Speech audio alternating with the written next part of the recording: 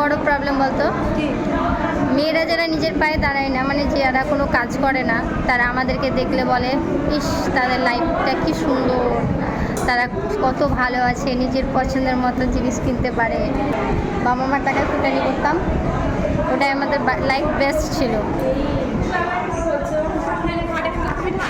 এটা সত্যি বাস্তব। যতদিন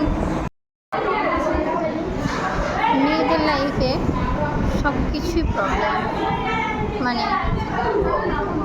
এই যে 4 দিন ধরে ট্রেনিং করছে বাচ্চাদের ছেড়ে, বাচ্চারা কত কান্নাকাটি করছে সেটা।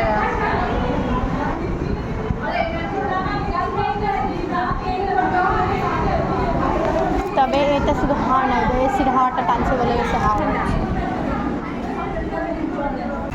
বাবা মার টাকার ফুটানি দেখিয়েছি, ততদিন লাইফ সুন্দর ছিল।